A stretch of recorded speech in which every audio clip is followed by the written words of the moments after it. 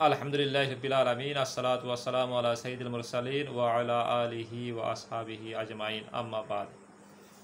সম্মানিত কৃষক বন্ধুরা, আসসালামু আলাইকুম। আশা করি আপনারা খুব ভালো আছেন। আমি আল্লাহ তাআলার অশেষ মেহেরবানিতে অনেক অনেক ভালো আছি। আজকে আমি আপনাদের সামনে ছোট্ট একটি বার্তা নিয়ে হাজির হয়েছি। সেই বার্তাটি হচ্ছে, আমরা যারা কৃষক ফসল উৎপাদন করে থাকি তাদের অবশ্যই মনে রাখতে হবে, আমরা যদি ভালো ফলন পেতে চাই তাহলে অবশ্যই আমাদের ভালো বীজ সংগ্রহ করতে হবে। একটি স্লোগান, ভালো বীজের ভালো ফসল উৎপাদনে বিজয় আসল। এই স্লোগানটি মাথায় রাখতে হবে। যদি আমরা ভালো বীজ সংগ্রহ করতে না পারি তাহলে ভালো ফলন আমরা আশা করতে পারি না। আমরা সচরাচর যে ধান চাষ করে থাকি, এখান থেকে আমরা অনেকেই বীজ রেখে দেই। আমরা যে ধান চাষ করে থাকি, আপনারা যে ধান চাষ করেন বা এর আগেও আমি যে ধান চাষ করতাম, এগুলো খাদ্য হিসাবে উৎপাদন করা হতো। খাদ্য কখনো ভালো মানের বীজ হতে পারে না। যেটাকে খাদ্য হিসাবে উৎপাদন করা হয় সেটি খাদ্য হিসাবে ব্যবহৃত হবে, আর যেটি বীজ হিসাবে উৎপাদন করা হয় সেটি বীজ হিসাবেই ব্যবহার হবে।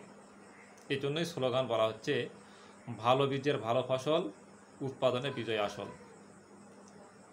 আমি আপনাদের দোয়ায়, আল্লাহ তাআলার রহমতে আমি যে বীজ উৎপাদনের প্রজেক্ট হাতে পেয়েছি, আমি বীজ উৎপাদন করে থাকি, বিএডিসিকে বীজ সরবরাহ করে থাকি, উপজেলা কৃষি অফিসেও বীজ দিয়ে থাকি। তো আপনারা যদি ভালো বীজ পেতে চান তাহলে আমার কাছ থেকে বীজ সংগ্রহ করতে পারেন। বর্তমানে আমার কাছে যে ধানের বীজ রয়েছে, বিরিধান 89, এটির পর্যাপ্ত পরিমাণ, প্রচুর পরিমাণে আমার কাছে বীজ রয়েছে। এছাড়াও বিরিধান 29, বিরিধান মিনিগেট খাটো এবং লম্বা, বিরিধান সম্পা কাটারি, বিরিধান যে বাসমতি, এটিও আমার কাছে রয়েছে। এবারের যে 89 ধানের ফলন, আমার গড় ফলন হয়েছে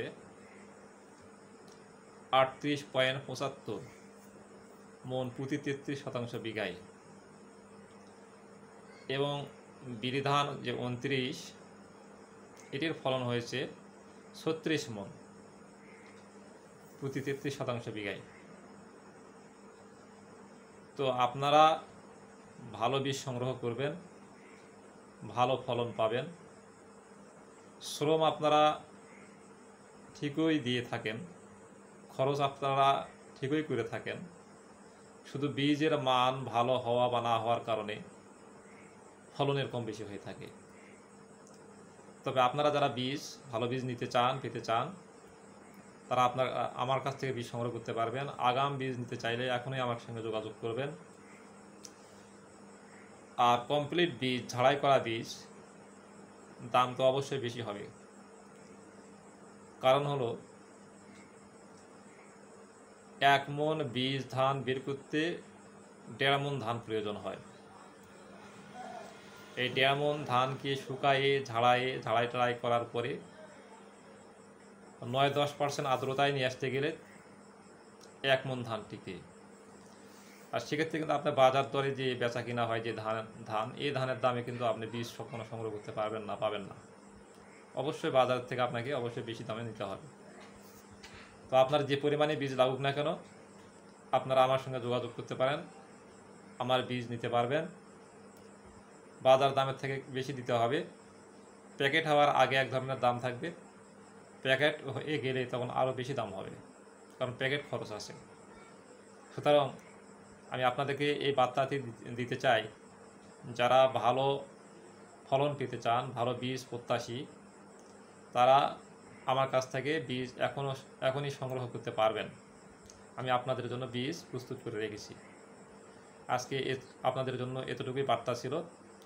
আসসালামু আলাইকুম ওয়া রাহমাতুল্লাহ।